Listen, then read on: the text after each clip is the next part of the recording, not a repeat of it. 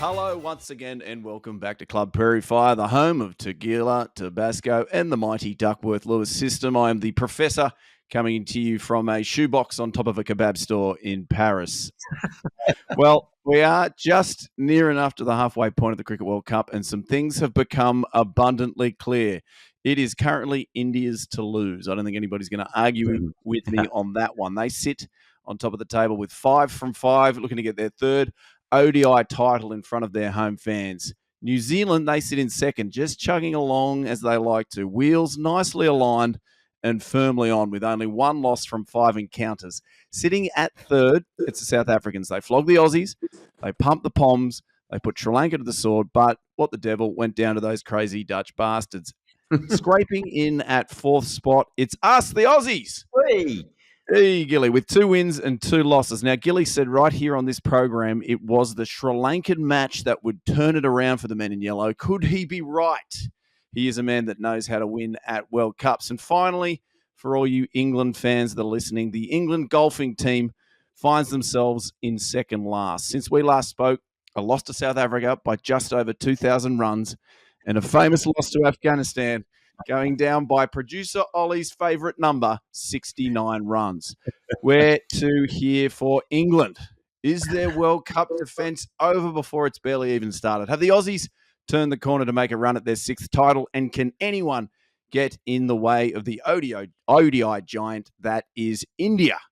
For all the answers, we turn to 2 of the all-time greats. Let's start with Adam Gilchrist in Perth. Gilly, are you there?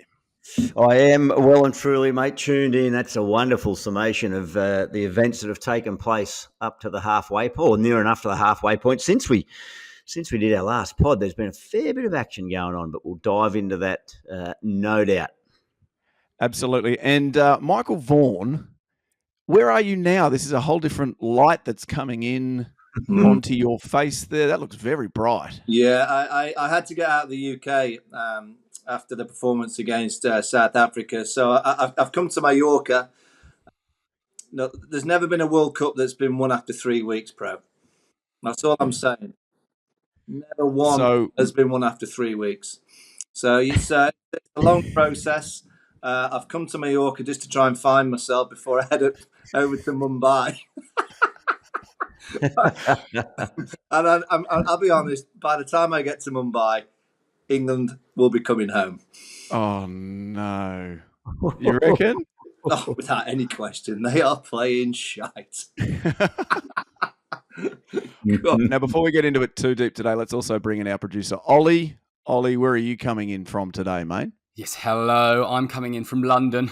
Just got back from a weekend. Hence the dodgy voice of supporting England in the other defeat to South Africa in the rugby union semi-final. So just feeling sorry for myself.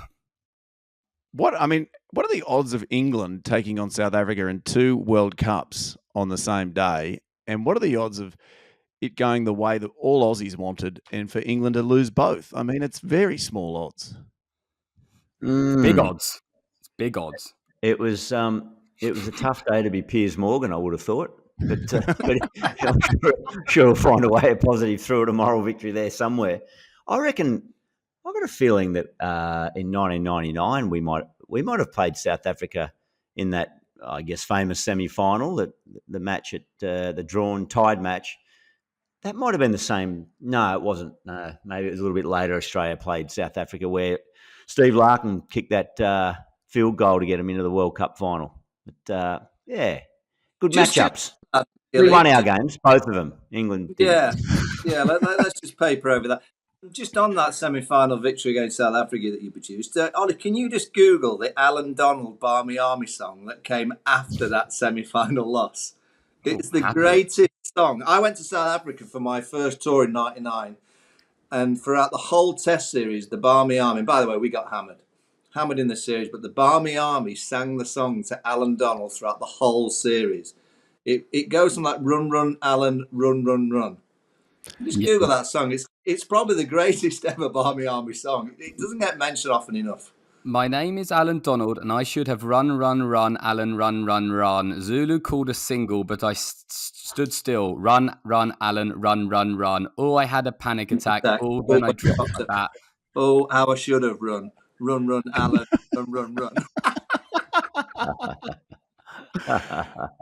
They are very, very good, the Barmy Army. Hey, Ollie, just let people know where they can find us if they want to get in touch. Yeah, the social update from Smart B, and it's a big one this week. We're doing it slightly differently. So we're at Club Prairie Fire, and what I've decided, because all platforms are kicking off, I'm giving an update from each of them, and there's only one place to start. That's Twitter.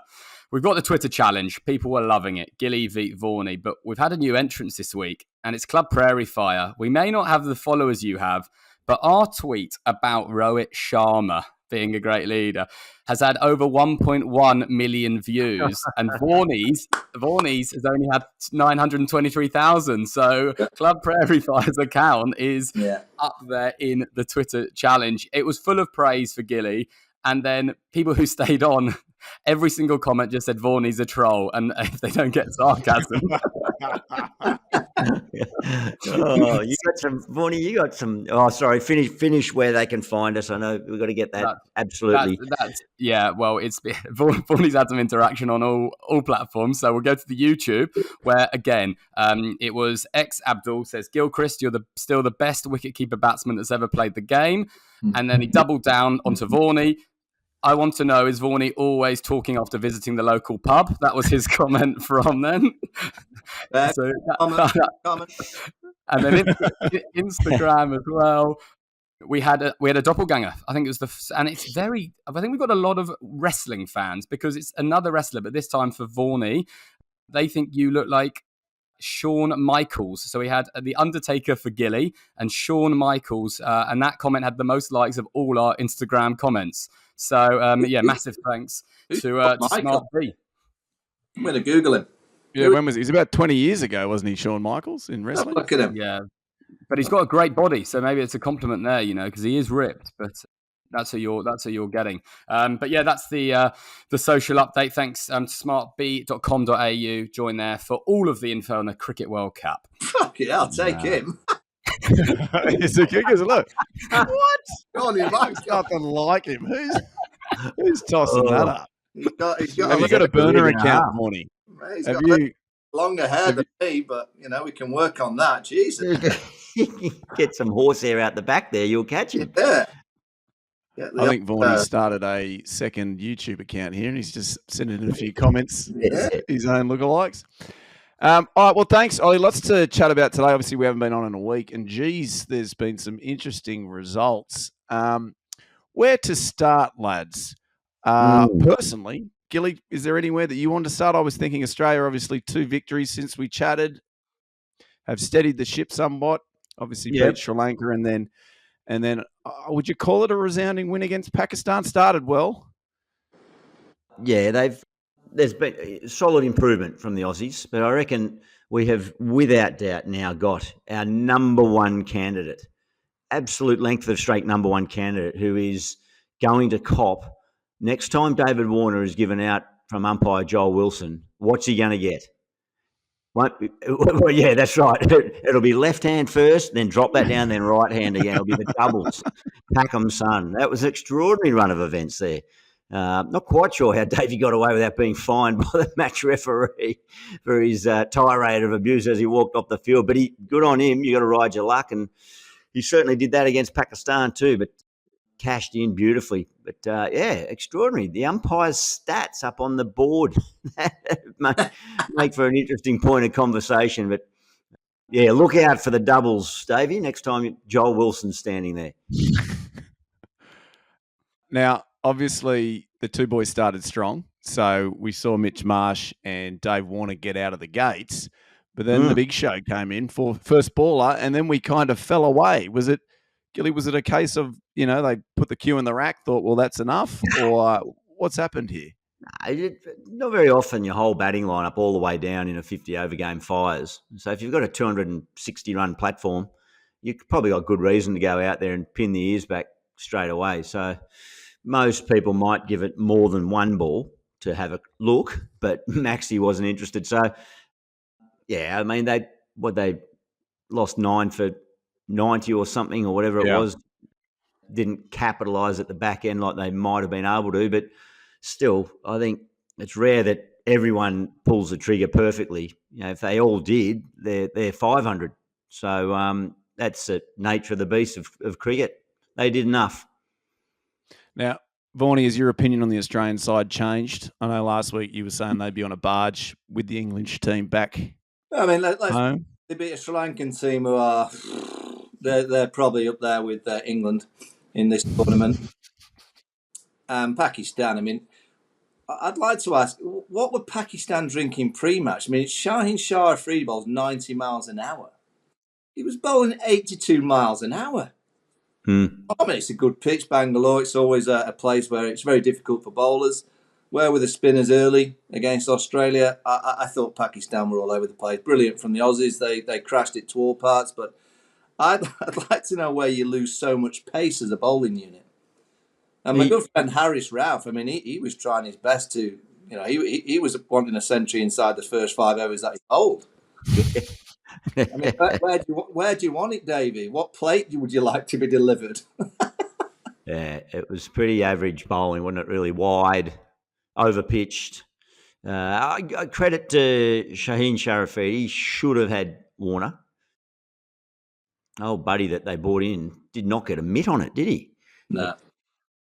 And was very apologetic on his social media to his fans. I reckon four tweets. He said, "I'm so sorry. I feel so bad." Such is the pressure for these poor fellas around the subcontinent. But it wasn't high quality stuff. But the Aussie boys cashed in on it, and that's all you can do. Would you ever have it apologised on Twitter if it was a thing back in the day when you guys were playing? Would you have... So, Vaughany? I'd have been apologising every day for dropping a cat. No. Nah, I would have stayed clear of it too. I think I would have switched it off if it was around in my Isn't it day. amazing? Absolutely amazing that you can do that straight away now. Mm. Other results, let's take a good look at England here. Really good look. South Africa, they go down to the Netherlands, and good on the Netherlands, but people were thinking, all right, South Africa. Pro, in a chase. Let's just put that in a chase. So Okay. they're not chasing a massive total. I just want to get to that South Africa didn't chase well against the Netherlands. Yes. So Netherlands posted 245, and then South Africa all out for 207. So, and we don't know the Dutch team is the best way to put it. They're not world beaters. Is that a polite way of saying? Roland van der Merwe, he's been around the block. He's 38 years of age, still playing in the county games. Somerset, what a character he is. Came in and smacked a few at the end, then got his little tweakers going. Oh, what's a player. And I reckon very good. He's a good drinker. I'm just saying it. I reckon he's up there. I'm guessing. I don't know him that well, but I can just see and think he's a 1980s style cricketer. Roland? Well, Gilly, you were saying that was the secret sauce for you guys in what year was it? When Tom Moody? 99, yeah. Absolutely. 99. Well, maybe there's some nice comments down the socials there too about how, one bloke said alcohol cures everything, and then the next one goes, "No, it doesn't. You don't need alcohol to have a good time." But as if. as I thought, actually, on that note, I've got a little. Given you're in Mallorca, Vaughany, I've made rather than the Prairie Fire just yet. I've gone for a little. What's it called? The grapefruit Paloma cocktail. A little bit of Casamigos, bit of lime, little orange wedge in there, bit of salt round the rim, as they say. Yeah. So, cheers to you. Have you made that, Gilly? Nothing wrong with a bit of salt around the rim. That might not make the socials, that one, but I made that up. Yeah, well, after our wonderful toast last week using the Don Julio 1942, and what a toast it was, and what a drop. Our good friends at Don Julio and Diageo sent through some product, a bit of Casamigos, and some of it will get your way eventually, boys, if you ever get back to Australia. But yeah, so I've made up a little cocktail out of the Casamigos. Ollie, just on that, you're still on the Reyes, and what was the other one you were on? Yeah, no, they're all. But you probably haven't seen the news. There's a bit going on, but they're all down. Yeah, no matches. Can you add to your bio that you like a little bit of salt round the rim? Yes. Fine, done. I think that'll work for you. Perfect. Right. Hey, Ollie, any luck in France? I mean, they do say this is Paris, the city of love. Surely, anything here, mate? No, I think I've got a very unique sense of humour, and it's lost on the French, I believe. I think that's what it could be. But actually, a couple of things, I'd like to just pick up on a couple of things Vaughany said, just as we get through it. He said a World Cup's never been won in 3 weeks. He always does his research. The first 2 were won after just 2 weeks, and then it moved to 4 weeks, 5 weeks, and 6 weeks. So brilliant from Vaughany. He knows his stuff. and Rolf van der Merwe does like a drink. He's an 80s cricketer because he's born in the 80s. Born on New Year's Eve, so always parties. And he got suspended for the Brisbane Heat in 2012, the day after his birthday, for drink driving. So 1 gay ban after having a party. So, Vaughany, you nailed it. He had a drink after his 27th birthday. Good judge of character, Vaughn. Yeah, I just think we should really follow Roland at this World Cup. I just think he's good to watch. All right, very good. We'll attach ourselves to him. Now, what I was trying to get to, right, we were talking, okay, the Dutch, they beat the South Africans. I was trying to then work my way down to obviously another result, which was England versus South Africa. England won the toss on a very sunny day, sent South Africa in, and they got 399 runs. Now, Ollie, can you just do the maths on this for me? Then England got 170 in reply. How many runs? What's the difference there, mate? Well, you said 2,000. It's actually quite respectable. 229. Yeah, 229. Not bad. It's close. Kept them under 400 as well, which was a good effort. Yeah. Yeah. Now, Joss did apologise for his decision at the toss. Is that where the game was lost, or was it elsewhere? Well, there's 2 ways of looking at this. In my eyes, is that first and foremost, Ollie, can you just check that it, you have obviously in cricket you go off for rain, don't you, or bad light. The other day, India fog. Surely it was too hot. Surely that game should be played. Yeah, I'll check that because that's unfair advantage. Joss is from Somerset, never seen the sun. And the South Africans at Camps Bay the whole time. So I think I'll check into the weather. But just check on that. But on my cricketing kind of answer is England won the toss against Afghanistan. Put Afghanistan in. They lose that game. They then go to Mumbai. They're playing South Africa, who have not chased against the Netherlands, on a glorious afternoon in Mumbai, where the pitch is probably the purest of all the pitches in India. And they decide to bake themselves for 4 hours in the sun before they try and chase 400. I don't give a flying hoot what the data says. I don't care what the data says in terms of chasing in Mumbai. When it's roasting and you get a pure pitch, get the fucking runs on the board and bake the opposition for 4 hours before they have to try and chase it. Did England have did they have a twilight tea time or something they had to get to? Was there a course that they... Maybe they played that morning. Well, yeah. Just snuck around in there. But you're spot on, Skipper. But the other thing that England, they've in 4 games, I think I'm right in saying, and Ollie, you might want to check this too, but I think they've used their full complement of their 15 players. They've churned through looking for the right balance, looking for, obviously Stokesy was injured at the start, so that's one player that comes back in, and Topley got injured in this game, but he was picked for the game. But for a team to have used every player in their squad already within 4 games tells you that for some reason, a team that's been very successful in white ball cricket, current world champions, are scrambling for ideas. They've lost their way, whatever it may be, or the balance isn't right. But that is quite extraordinary. The serious answer is England have taken their eye off 50 over cricket. And I'm going to read you some numbers out here, guys. I have done some research for a column for the Daily Telegraph. And in between 2015 and 2019, England played 88 one-day games. won 54, lost 23, tied 1, 6 no results. They used 34 players in those 88 games, 6 of whom played over 70 of the games, and 7 played more than 40. So they had an experienced group of players. From 19 to 23, they've played 42 ODIs. There's been more T20, so you can't ask them to play all the one days like they did in 15 to 19. So I get that, schedules, and etc. etc. They used in the 42 ODIs 44 different players. Only 4 of those played more than 25 of the 42 games. So they've arrived at the World Cup in 19, full of experience, combinations, partnerships. They've arrived at this World Cup thinking that it was just going to be okay because they won it in 19. And and also in the UK, and I'm as guilty as any. We all are. We have all become very complacent that we are a great, great white ball team, and we're even writing books in the UK about how great we are at white ball cricket. Now, I remember the Brazil football team in the 60s. I don't remember books coming out after a year or two. Yeah. But hang on, Vaughany, you also put a book on our WhatsApp this week. They've already written a book about Bazzballing. Yeah.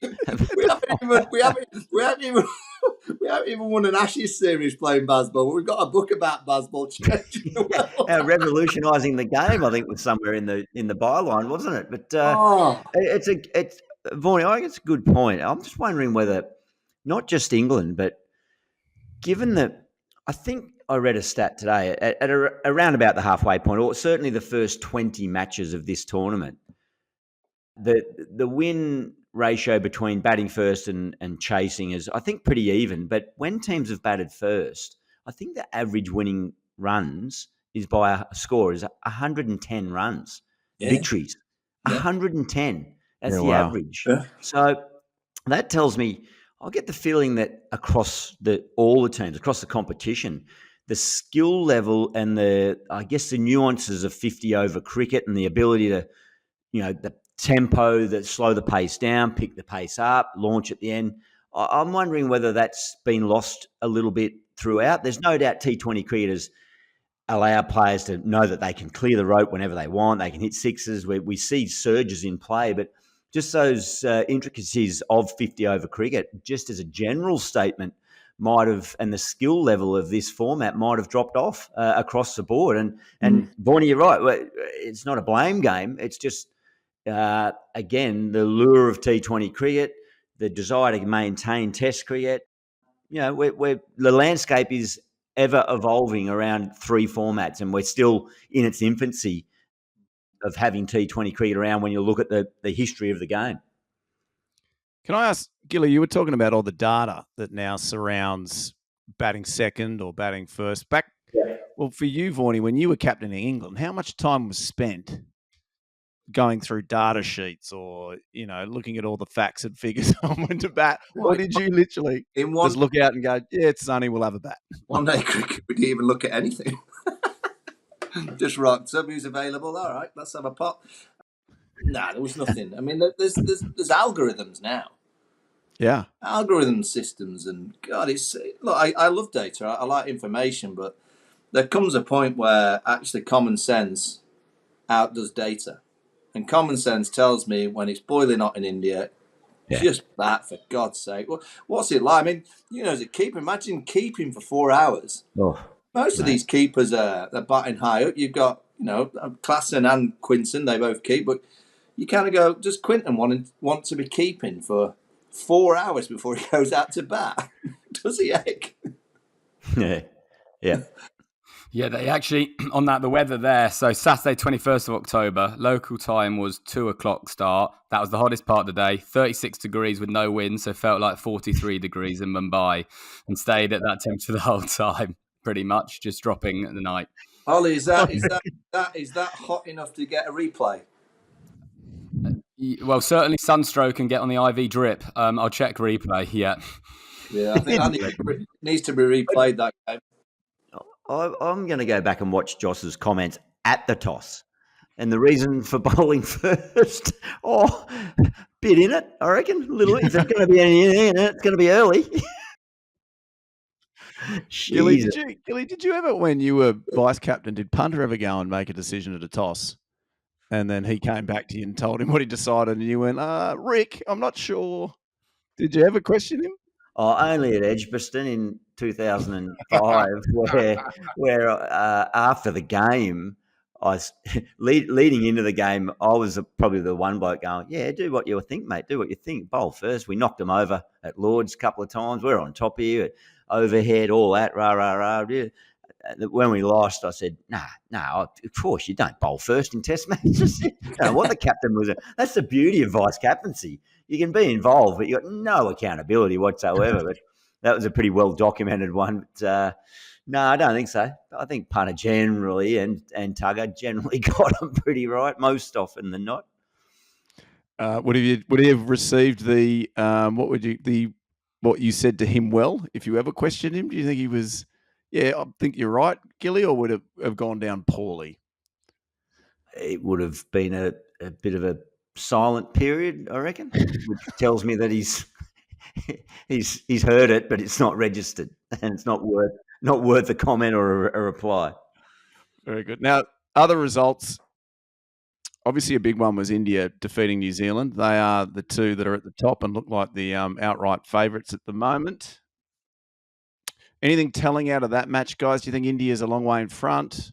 Yeah, I'd just be wary of New Zealand. I mean, New Zealand haven't played. I mean, they beat England, but England have played poorly. So I wouldn't kind of. I mean, we talked about New Zealand in the last pod. They're a boring team and they'll get the job done, I'm pretty sure. But they haven't played many yet. You know, they could easily go on a slippery slope by losing a few because they've got some big teams to play. But I watched this India side. I mean, Hardic's got injured. You know, Surya Kumar Yadav comes in, Shami plays, he gets fifer. The king himself, Virat Kohli, in the chase, there's no one better. You know, it wouldn't surprise me if he gets another 100 to take him to 49 before the final. In the final, he gets his 50th ODI 100. It's kind of written in the stars for. I actually put it on social media half seriously yesterday. Great players always arrive in World Cups. They always arrive. You know, it defines their legacy in their life.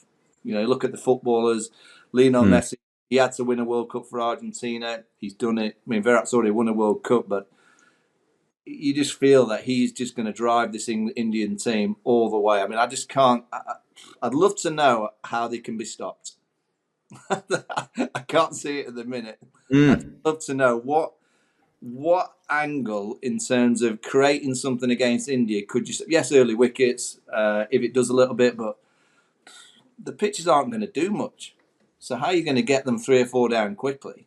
And I guess the Aussies are the closest to kind of surprising them in that game in Chennai where they got 3 and then Mitchell dropped that catch. But I just can't see how anyone's going to get close to them. Yeah, they look just like a well-oiled machine. You're right about Virat. Did he was in the squad in 2011, wasn't he? But I'm not sure he played the final. Correct me if I'm wrong there. Ollie, there's one for you, mate. Just go to work there while we just waffle on a bit there. But he was definitely in the squad. He was only a youngster. Mm-hmm. But maybe that fire is burning ever more brightly to try and get that. And you're right, Vaughany, he's not even hit full throttle yet either. He's just coasting, playing what looks like in his comfort zone. Their bowling's well and truly covered. Rowett's the best captain in the history of the game. Make sure we clip that up and throw that out there again. And no, they are running perfectly. So it'll be I mean the Aussies. You're right about New Zealand, but it's about who you played. But geez, England, Australia's next 3 games. We've got the Dutch in a couple of days. Tricky. And then New Zealand, and then England, that big one v England, as you said, Vaughany, in the chat, November 4. So if England can beat Sri Lanka, if they can beat India, England can't really afford to drop another one, can they, at all? England to beat India? No. I said if. Yeah, yes. That cocktail's pretty strong there, I think. Yeah. I mean, we've had some horrendous World Cups in the past. From 15 all the way back to the early 90s when we made the final.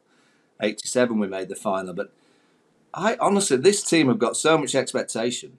You know, they are a very, very good white ball team. And so far, the 3 games, it's not just that they've been hammered. Yeah. They haven't got They haven't got close to New Zealand. They didn't get close to Afghanistan, and they didn't even rock up against South Africa. Yeah. And how in the space of a few years, the England batting lineup has gone from being the most powerful, deepest batting lineup in white ball history to suddenly David Willey turning up at number 7. Yeah. It's remarkable. And David the Willey's a flip, good cricketer, but he's not a number 7. yeah, and the flip side to and going back to your point about India that you said a week or two ago, Vaughany, that they could not just win this World Cup but dominate it. They're starting to carry a little bit of extra swagger off the field into the press conferences too. I'm not sure if you saw Mohammed Shami's press conference, or one little stage of it. Journo says, and I'll just try and quote here, "Talk about your 5 wickets also, please, Shami." Shami says, "Okay, ask me questions about it then." and the question is, next question, "You stick to seam bowling only. What about that?" Shami says, "I know, I have many more things also." Next question, "Ferguson, Bolt, Henry were rated the best attack here." Shami, "You've seen the results. Which pace attack's better?" And then the final one, "Fog arrived when New Zealand were bowling. Did that benefit India?" And Shami says, "See, when you win, people talk this way only, but when you lose, they change their perception." Cop that. Shami's on the front foot in the presses as well. And rightly so. It They sounds like a bloke. It sounds like a bloke whose team just lost by 200 and win. Amazing. And just to pick up on something that Vaughany said then, Gilly, do you agree that a few years back it was the strongest white ball batting lineup in the history of white ball? Deepest, I said. Deepest. Deepest. They Gilly, there's a couple of sides you were involved in. Glenn McGraw batting down the bottom end. Jason Gillespie batting down the bottom end. Gillespie could bat. Gillespie, Steve Waugh sent, this is in 1997, Steve Waugh sent Jason Gillespie in at the Wanderers to pinch hit. He batted him at 4, said go in there and just pinch hit. Surprise, bombard the South Africans. And Dizzy went in there, batted number 4. I think he got 23 off 38. He was never asked back into the top 8 again. But, yeah, I'm not sure how much depth we had past about 7 or 8 in the one-dayers. All right. There we go. Vaughany's right. Now, that's kind of the results that they're done, guys, unless there's anything else, any other matches. Yes, Ollie? On Kohli there, because his knock broke a fair few records, just picking up. So, firstly, he did actually play in the 2011 final. Batted 4, caught and bowled by Dilshan for 35, 1 over for 6 runs, one of the great overs he bowled. But in his performance the other day, they're obviously trying to get him 100. Some interesting decisions with the umpire not giving wide so he could get it. It was his 137th innings of more than 50, which in a winning performance for India, which overtook Sachin's 136. Oh, geez. Wow. That was my mate, Richard Kettlebury. He used to be my roommate in Sheffield, Rich. Hey. And yeah, he didn't give the wide, did he? He had a smirk on his face. Very tactical smirk, just so Virat tried to hit a 6 to bring up 100 in the win and got caught. Very, very clever from the umpire there. Just making sure that he can survive travelling around India. Bit of that going on. All right, should we head on to our awards for the week, guys? Yeah. First of all, player of the round. Who do you think should get it? Ollie, you've got a nomination there. Mine was a bit of a double. Yeah, it was a player of the round, Heinrich Klaassen, for his 108 of 68 balls, something along those lines. And that went straight into England being Bazzballed for the double, but very open to hearing any more suggestions. Vaughany? Roland van der Merwe. Without any question.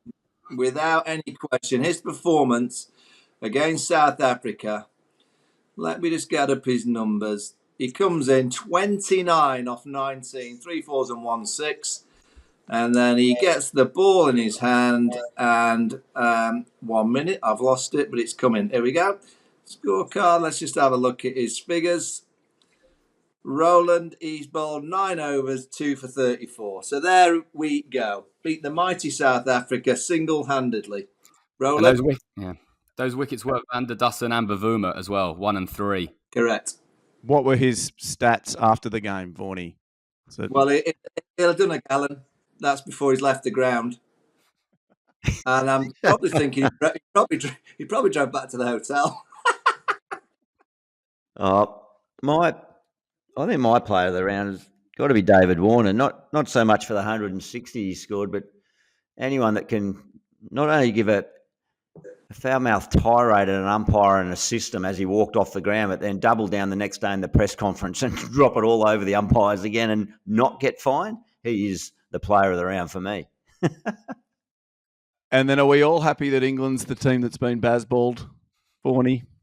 Yeah, I mean, they what they're doing is that obviously they've created Bazzball, and now they're just giving a bit back. They're just happy to see other teams around the world taking on the Bazzball. They're just having a little bit of a timeout. They'll be back, don't worry. They'll be back for the T20 World Cup next year, and obviously the Test series in India, where England will be clear favourites to win over there with the Bazzball approach. I just don't think India will be able to cope with the Bazzball in a 5-match series on a dusty, dirty track. I said Bazzball might get challenged in a 5-match series in India, but England will be favourites. No, with that, and they'll try and strike Jadeja, Ashwin for 450 in a day, which will be possible. Reverse sweeping, ramping, clamping, camping, whatever they do. So yeah, they're just giving a bit back. That's all they're doing. Just giving a bit of love back. Their biggest issue on that tour is going to be fitting in all the book signings at all the various venues. Oh, we must clarify. It's not the actual team that are writing the books. It's journalists that are writing books on the team. So they haven't actually written one. But they are very excited about the India Test Tour because I do know that they're playing a test and then going to Dubai to play golf in between tests. So they've got it all sorted. And that is absolutely a fact. Ollie? Vaughany, am I right in saying that they're on commission for book sales, and if any team wins the World Cup using Bazzball tactics, South Africa, maybe India, that they'll get, they can have some of the win? It'll be an asterisk joint winner. But what it is, they've painted the Bazzball approach. So South Africa obviously getting a $3.99, they'll have to pay them some kind of commission for playing that way. Yeah. It's very important that people globally, that anyone that gets beyond $3.50 in a one-dayer, they're paying England some money for playing that way. Right. So it's another World Cup where England gets a win based on an asterisk. Yep. Is that the best way to put it? Yeah. Yeah. The Dwayne Leverock Medal. Ollie, you've got a nomination here. Well, who wants to go first here? You go, Gilly. Look, mine's team related because we've seen some minnows. It's all about the minnows beating the big ticket items, the bigger boys of world cricket. So, and it's a retrospective one. I think, given what we know now, I think the fact that England did beat Bangladesh, England should probably get that, being the minnows that they are. So that's interesting. Interesting because Vaughany texted me. Vaughany's been called a troll now. So he said, "Ollie, can you read my minnow for the week, the Dwayne Leverock?" So I said, "Of course, Vaughany." And he was going to give it to Netherlands, but he, Van der Merwe got player of the round. So he said, "No, I've got a guy who got 4 for 53, including the wickets of Babar Azam and Mohammad Rizwan.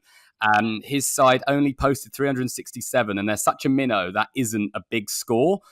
He only went 53 runs. He normally goes for 110 to 115. So it's Adam Zampa got the award from Vaughany as the minnow of the week. Yeah. Yeah, he did well. He did well. He's a surfer, isn't he, Zamps? He likes surfing, or he's also a farmer, right? Doesn't he? Is he a llama farmer, or is he a? He's more the alternate farmer out in the little hinterland with miniature goats and walks around in a loincloth made out of a yak scrotum or something like that. I don't know. He's very much a man of the earth. Yeah. Yeah. That's good. Righto, on to let's look at Hey, we should do a line of merchandise. loincloths made out of yak scrotum that just says Club Prairie Fire on it. I'm just trying to have I really said yak scrotum and salt around the rim in the same program? Yeah. Yeah, and if you're playing the drink game at home, and you said yak scrotum was the bingo word, you have to have your Prairie Fire now. Yeah, that's right. Buzzword for the week. That's a good one from you, Gilly. All right, let's have a quick look at the fixtures. Pakistan take on Afghanistan. That's actually currently happening as we record. Ollie, have you got an update on the score for us there? 146 for 3. Pakistan, they chose to bat because they're not morons and they won the toss. Azam, captain, 43 not out. Soad Shakil, 12 not out. And Shafiq already hit his half century. They're going along nicely. Then South Africa, they'll take on Bangladesh. Probably no surprise who you guys are backing there. Who is it? Sri Lanka? South Africa and Bangladesh. Yeah. South Africa easy. Gilly, you're nodding. You feeling that? South Africa should win that, yeah. Yep. Very good. Australia, they'll take on the Netherlands. Tough one. Roll off. On the move. Right. What venue? No, I think our boys will be right. They're in Delhi. Yep. No, they'll be fine. They'll be fine. They'll be good. Just. Yep. England take on Sri Lanka. Oh, this is a tough one. On Thursday in Bengaluru, yeah. In Bengaluru, yeah. Oh, yeah. Right. Yeah. England will win easy there. They'll get you got to chase in Bangalore, don't you? You got to chase. Yeah, of course you do. Then Pakistan, South Africa. That's on Friday. That's in Chennai. Oh, that's quite a tricky one. Pakistan for me. South Africa, I think they'll play well. All right. Australia, New Zealand. Where's that? That's in Dharamsala. Up north. Depends on the fog. Who's a better fog team, Roy? Who's a better fogger? Well, I reckon the Kiwis will be used to the fog, so I think the Kiwis might do the Aussies. No, our blokes are marching on now, unstoppable. Keep Mitch at the top, though. They're worried. They're talking about dropping Mitch down the order for Travis. Yeah, that's a sensible move on the back. Just smacking 100 at the top. Yeah, why do they... Netherlands, Bangladesh in Kolkata. That's a big one for Roland. I'm going to back my man Roland in that one. Just a quick one here. His name's Roloff, I think, not Roland. Yeah, that's Roland. To his mates. To his mates. Sorry, yeah, that's right. Just checking. How well do you know him, Ollie? Jesus. Yeah, good. And then finally, sorry, did we pick a team there, boys? Are you going the Netherlands, Vaughany? Yeah, backing my man, yeah. Yeah, and then Gilly, did you go Bangladesh or the Netherlands? Bangladesh, sure. Bangladesh. So we've got two that are splitting you here. Yeah. And then we've got score of any of these, or yeah, it's all square. Yeah, in the series so far. Righto. And then India, they take on England at Lucknow next Sunday. Mate, can you get an outright victory there? If they get an outright that day, they forfeit their next match and they still stay top. Yeah, I'm slightly concerned about the wheels in the England camp. They're already off, and there's not many great mechanics in India. No, they're doing the Fred Flintstone. They're running around barefoot. There's not many England teams in the history of cricket that have gone to India and started badly in any format of the game and then bounced back. So it's just it'll be a write off this World Cup. Anyways, we'll create something to make it a void, and get on to the next 100. Yeah, absolutely. What can you blame? The fog, weather, time of year, no golf, not enough golf, no golf. Yeah. Oh yeah, it's simple. Void. What a shame the last World Cup's going to be void for the English team. That's a real shame. India and so the two different. Did you pick England then, Vaughany, or did you? England are going to win that one. Okay. With a straight face, please, Vaughany. Right. So there was 3 that split you there. We'll see how we go next week. Yeah. Very good. Okay, let's move on to everybody's favourite segment. Ollie, you're going to drive this, mate. Time for the trivia. And just remind me of who's in front. Yeah, absolutely. Gilly's up by 1. I have been keeping score for this one. The results, they write themselves. But the quiz is back. It's Who Am I? So what I do is I'll give some clues and the boys will jump in. It's been a hell of a first 3. Where Gilly go 2-0 up first episode. Vaughany hits a 5-pointer for 5-2. Then Gilly returns with Quinton de Kock last week, 4 points to get a 6-5 lead after 3. Yeah. We won't talk about Quinton's scores. I predicted to go well when he didn't make double figures in either of his games, but that's irrelevant since the last. He was unlucky with the sun.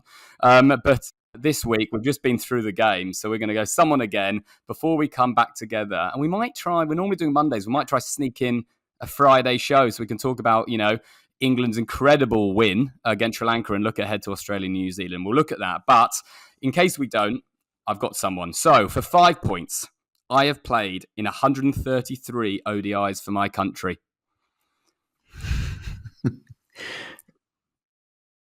Another helpful other guess? Or are we rolling in? Sharma. It's not Rohit Sharma, but I do want some more Twitter followers. That would be clever one week. Josh Butler. It's not Josh Butler. For 4 points, I scored the fastest ever half century in my nation's domestic cricket competition after hitting 50 in 19 balls in 2011. 50 in 19 balls. At the time, domestic, it's the quickest ever. In 2011. Jesus. Mitch Marsh. Vaughany?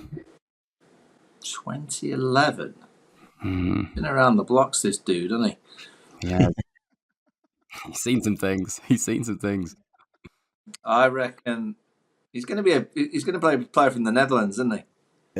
Oh, mate. Could it be your mate? Ackerman. It's not Ackerman. No. Hang on. Can I just get clarification? Did you say 132 ODIs for their nation? The country that he's representing at the moment, or in Korea? I can see where you're going. It's not Roland or Roloff. Right, Yeah. Okay. So 3 points. In 2013, I was bought for $1 million in the IPL auction. In when? 2013? 10 years ago now. $1 million. Yeah. One of the most expensive. Jeez. This is a good one. This is a real thinking one. He's an all-rounder, isn't he? You don't answer that, Ollie. I wouldn't answer that. You can't. 2013. Yeah. I reckon I was still lurking around the IPL then for $1 million. He was the most expensive player. Yeah. What was the previous hint? 132 games. 50 off 19 balls. Not quickest domestic. David Miller. It's not David Miller. Vaughany? No, I reckon it's an all-rounder. It is. I'm trying to think of all-rounders that played in the IPL. Probably not doing so well anymore in the IPL. It'll be some... I think you're right with it. I think it might be a South African. But I haven't got any... We're going to roll into 2 points. If you get this, Vaughany, you still just take the lead. My son will be able to represent either Australia or India. Australia or India? That's a question. This is good, Ollie. Australia. Yeah. Glenn Maxwell. Hey. Oh, yeah. Okay, good. Very good, Gilly. Very good indeed, Gilly. Yes. Ollie, do I get a point for saying he was an all-rounder early? He's not an all-rounder. He's just a good off-spinner. A very efficient one at the moment. And an absolute champion with the bat. The final clue was staying with WWE, I have the same nickname as one of the great wrestlers, but that takes it, obviously the big show that is, it to 8-5, Gilly, in the series after 4. Well done, Gilly. Yeah, thank you. Gilly, nice work. And thank you, Ollie. Was there anything you need to do off the back of the quiz there, Ollie? Just a reminder, you need to head to Smart B if you agree. Vaughany, if you agree with Vaughany saying England will put India to the sword, on there, the odds are well, it's double figures at the moment, so there's some value around if you think they've got a chance. Good value. It's smart B. Is it a smart bet? What are the odds on England winning the World Cup? Oh, that's good. I'll dive into that now. Yeah, Have a look at that while we. All that's left to do, boys, is the toast. Which, Well, sorry, you also had some news about an Australian cricketer, didn't you? oh yeah, no, I was going to ask. It came to the fore over the weekend. I just thought I'd ask about interesting injuries. Elisa Healy, Australian women's champion, Sydney Sixers, is missing most of the Big Bash, the WBBL, or if not the whole lot. Her dogs, they've got two. What sort of dogs? Staffies. Staffordshire. Staffies. Yeah, blue Staffies. I only know Gilly because they walk past my house and shit on my lawn.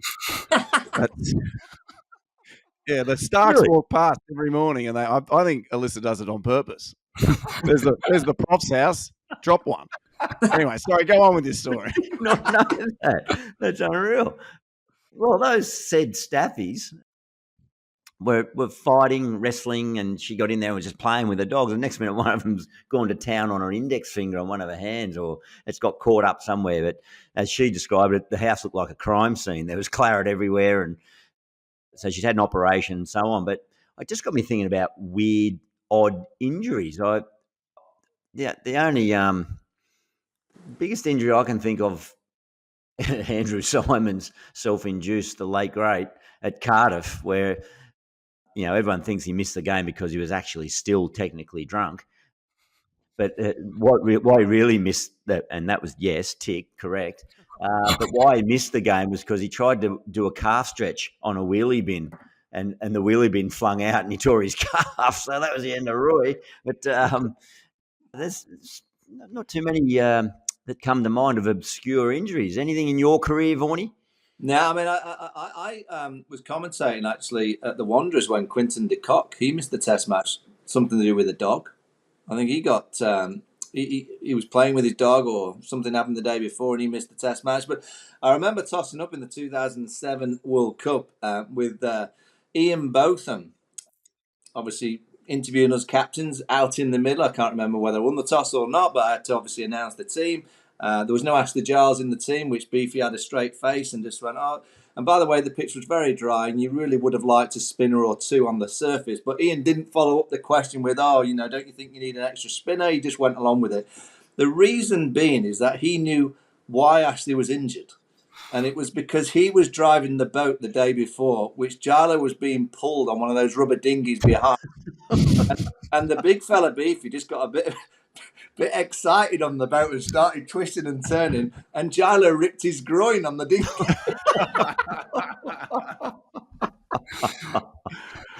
That is a hazard in the West Indies. There's no doubt about that. Well, I tell you what, it's a hazard being around Ian Botham anywhere in the world. Correct. Correct. The odd one at the moment is, I mean, we were just talking about the Big Show, but the way he broke his leg was an odd story. Yeah. The piggy. Was he being piggybacked by a school teacher? Or chased. It was something like that, wasn't it? We need to get police clearances to be able to come on this show soon if we're going to be using this terminology. But getting chased by a mate at a mate's barbecue and he slipped over. Yeah. Okay. Well, Johnny Bairstow, he Johnny Bairstow on the tee box. Yeah. Playing golf, it happens on the tee box, doesn't it? It's a lively sport, golf. It is. Has he got like a Happy Gilmore swing? Does he walk into the ball or? I've not seen. I can imagine with Johnny that he's got quite a lively swing. Well, was it Josh Inglis did the same, something similar? He swung and the shaft of the club snapped and he severed his hand. That's a toss-up. That's never happened. Games. Yeah, a year ago, pretty much today, that happened. Yeah. Oh, right. Yeah. Happy anniversary, Inga. There you go. Very good. Odd injuries. Yeah. And Alyssa, if you are watching, don't bring your dog near my kids again. What I'd like to do, actually, I've just had a thought. Yeah. I've got Puma India clearly haven't realised that I've been retired for about 12 or 13 years. But they've sent me some shoes for the World Cup. Now, I'm not kidding. Look what turned up here. Now, I know those listening on the pod can't see it. It's a pair of fluorescent lime Pumas with a bit of orange in there. It's what some of the current players are wearing in the game, in the World Cup at the moment. But I'm prepared if someone on our socials is prepared to give us the best, most unique, intriguing injury story, might be able to send these out to them, I reckon, and they can have them as a little keepsake. What do you reckon, lads? That's a good idea. Yeah. And I'll sign them as well, guys. So Hey, Ollie can that's sign good, them. That'll take the value right down to where they belong. Anyway, By the way, they're a horrible pair of shoes. there's the Puma sponsorship gone, Vaughany. Yeah, there we go. We can forget Puma. oh, seriously, do they not know I'm not playing anymore? You must have on their mailing list. Yeah. Now, I do have a plane to catch to get out of here, gents. I do. Right. I need to get out of Paris. I've You had go enough. get 'em. So all that's left to do, Gilly, is the toast. If you'd like to lead us. Oh, yeah. Okay. While Gilly prepares, I will just give those odds. Thanks to Smart Beaver Vaughany. England 25-1 now to win the whole thing, which puts them as quite big outsiders. But the good news is they are still favourites for the T20 World Cup next year. The big one, Ollie. The big one. And that'll be our big tour, West Indies and USA. Get your tickets soon because El Shito's on sale there. Yeah. They're still favourites. Is that right? They are indeed. All right. Well, let's get the appropriate mix here. A few drops into the. I've decided to try out the Tabasco with the Don Julio 1942, but I'm going to throw it open, guys. Any 3 nominations for the toast? Who's getting it? Roll off. Yeah, sure. It's the Dancing Dutchman. Isn't it? Absolutely. Roloff van der Merwe, what a champion. We love it. Enjoying this too. The round. Cheers. I don't think Rowley's a tequila drinker. He's a beer man, isn't he? He likes his barrels. Amaretto. Good stuff. See you next time, dudes.